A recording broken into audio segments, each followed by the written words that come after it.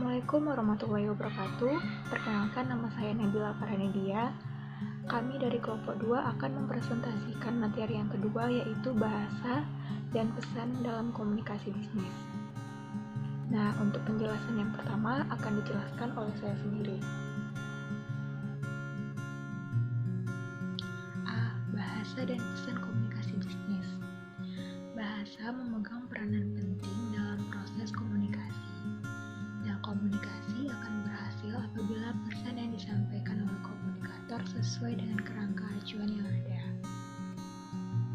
Proses komunikasi selalu berurusan dengan pesan yang dikirim dan diterima. Pesan merupakan informasi yang kita komunikasikan. Nah, jadi setiap pesan harus dibuat dengan jelas sehingga dapat dipahami oleh penerimanya dan mengurangi terjadinya penyimpangan. Nah, dalam komunikasi bisnis, sebuah pesan sebaiknya dibuat lebih sederhana.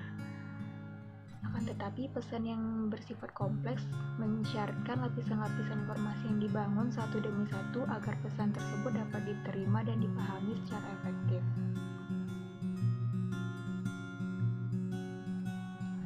Nah, yang B yaitu pentingnya bahasa dan pesan.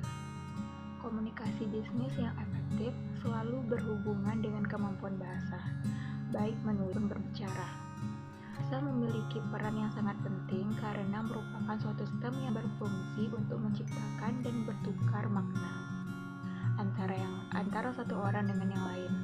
Oleh karena itu, fungsi bahasa tidak seharusnya reduksi hanya sebagai alat untuk berkomunikasi, tetapi juga sebagai instrumen dalam rangka saling memahami antara orang yang satu dengan yang lain. Selanjutnya itu mengetahui perihal jenis pesan. Menurut Scott McClain dan Murray Moman, ada 3 pesan dalam komunikasi. Yang pertama yaitu pesan utama atau primary message, pesan sekunder atau secondary message, dan pesan bantu atau auxiliary message. Pesan utama adalah konten yang dikirim dengan sengaja, baik verbal maupun non-verbal. Pesan ini berupa kata-kata yang dipilih untuk mengekspresikan diri dan menyampaikan pesan kita. Sementara pesan sekunder atau secondary message mengacu pada konten yang dikirim dengan tidak sengaja, baik verbal maupun non-verbal. Adapun pesan bantu atau auxiliary message merujuk pada cara-cara yang disengaja dan tidak sengaja saat pesan utama dikomunikasikan. Nah, pesan jenis ini mencakup infleksi vokal, gerak tubuh atau gestur, postur, dan tingkat bicara yang mempengaruhi interpretasi atau perspektif penerima terhadap pesan. Nah, ketika kita menyampaikan sebuah pesan, kita perlu mengetahui 5 bagian dari pesan tersebut. Nah, yang pertama yaitu attention statement atau pernyataan atensi. Atensi untuk mengambil perhatian audiens. Nah, yang kedua yaitu introduction atau pendahuluan. Pada bagian ini, buatlah pernyataan yang jelas atau clear tentang topik yang diangkat. Yang ketiga yaitu body atau inti pesan. Pada bagian ini, tugas kita adalah mempresentasikan pesan secara lebih detail menggunakan sistematika pesan yang lebih terorganisasi. Nah, yang keempat yaitu conclusion atau kesimpulan. Nah, di sini kita bertugas untuk memahamkan audiens dengan bahasa penutup yang berisi rangkuman poin-poin penting yang berhubungan dengan keseluruhan topik. Yang kelima yaitu residual message atau pesan residu. Sebuah pesan yang tetap menghubungkan antara pengirim dan penerima pesan setelah aktivitas komunikasi selesai dilakukan. Baiklah, materi selanjutnya akan dijelaskan oleh Niko. Warahmatullahi wabarakatuh. Perkenalkan, nama saya Nikolayanda Putra. Saya dari kelompok 2. Baiklah, adapun materi yang akan saya jelaskan ada tentang perencanaan pesan bisnis. Yang pertama, penentuan tujuan. Mengapa tujuan kita harus jelas? Ada beberapa poin alasan tujuan kita ini harus jelas. Yang A, keputusan untuk meneruskan pesan. Yang B, keputusan untuk menanggapi audiens. Yang C, keputusan untuk memusatkan isi pesan. Yang D, keputusan untuk menetapkan media yang akan digunakan. Yang kedua, analisis audiens. Ada beberapa poin. Yang A, kembangkan profil audiens. Yang B, memuaskan kebutuhan informasi audiens. Yang C. Memuaskan kebutuhan motivasional audiens. 3. Penentuan ide pokok. 4. Seleksi saluran dan media.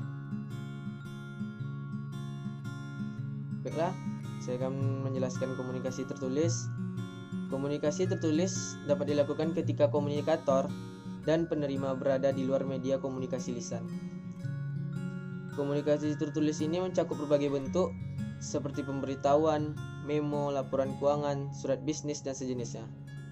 Bentuk-bentuk komunikasi tertulis ini berguna untuk mengurangi dan menyederhanakan jenis pesan-pesan lainnya dalam organisasi.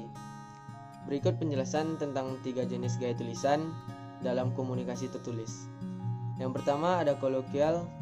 Kolokial atau bahasa percakapan sehari-hari merupakan gaya penulisan dalam komunikasi informal.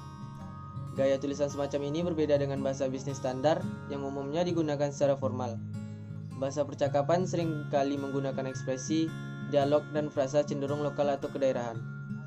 Yang kedua ada kasual. Gaya bahasa kasual berupa kata-kata dan ekspresi sehari-hari dalam konteks kelompok yang sudah dikenal dekat, seperti percakapan dengan keluarga, saudara, atau teman dekat. Dalam konteks komunikasi bisnis formal, bahasa kasual tidak direkomendasikan untuk digunakan karena tidak sesuai dengan tempat dan porsinya. Tulisan kasual pun kurang cocok diaplikasikan dalam situasi profesional. Sebaiknya gunakan bahasa tertulis yang menunjukkan sikap hormat. Yang ketiga ada formal. Dalam komunikasi bisnis, gaya penulisan yang paling sesuai adalah menggunakan bahasa formal. Bahasa formal lebih menunjukkan ekspresi profesional. Gaya tulisan untuk dokumen bisnis tertentu bisa sangat formal maupun tidak terlalu formal. Dokumen-dokumen seperti proposal atau laporan tahunan mungkin mengharuskan penggunaan bahasa tulis yang sangat formal. Hal ini bertujuan untuk menunjukkan citra profesionalisme perusahaan di mata stakeholder. Assalamualaikum warahmatullahi wabarakatuh. Perkenalkan, nama saya Muhammad Iqbal Sirwanto. Saya akan menjelaskan materi selanjutnya. Komunikasi lisan. Komunikasi lisan merupakan komunikasi pesan atau informasinya diganti dengan kata-kata yang diucapkan. Komunikasi ini dapat dilakukan dengan tatap muka atau bantuan alat mekanis. Komunikasi lisan memiliki beberapa kelebihan. Yang pertama, komunikasi lisan sangat berguna dalam komunikasi dengan kelompok, seperti dalam acara pertemuan, majelis, dan sejenisnya. Yang kedua, melalui komunikasi lisan, kita lebih berpotensi mendapatkan banyak perhatian dari penerima. Selain memiliki keuntungan, komunikasi lisan juga memiliki beberapa kelemahan dan keterbatasan. Yang pertama, tidak ada bukti dokumenter tentang komunikasi lisan. Yang kedua, pesan yang panjang tidak cocok untuk jenis komunikasi lisan karena kemampuan ingatan manusia yang rendah. Dalam komunikasi bisnis, berikut beberapa sikap yang perlu dikembangkan oleh penerima pesan, yaitu deskriptif, spesifik, positif, konstruktif, sensitif, dan bersikap realistis. F. Komunikasi nonverbal. Komunikasi nonverbal erat kaitannya dengan kekuatan observasi atau pengamatan. Penerima pesan harus dalam posisi melihat, mendengar, bahkan merasakan pembicaranya. Mereka harus dalam posisi melihat wajah, gerakan isyarat, nada, pakaian, penampilan, dan mendengarkan suara dari pembicara yang jelas. Berikut beberapa bentuk komunikasi nonverbal. Yang pertama, bahasa tubuh. Bahasa tubuh berarti perubahan yang terjadi pada posisi tubuh dan gerakan yang menunjukkan apa yang dirasakan atau dipikirkan orang tersebut. Secara umum, bahasa tubuh dapat dibagi menjadi gerakan sadar dan tidak sadar. Yang kedua, bahasa paragraf. Bahasa paragraf adalah aspek nonverbal dari kata-kata yang diucapkan. Bahasa tersebut mencakup kualitas suara, cara kita menggunakan suara, serta suara yang kita buat tanpa mengucapkan kata-kata. Hal ini memungkinkan kita untuk mengontrol dan menggunakan bahasa paragraf secara efektif dan memperhatikan suara atau ucapan seseorang.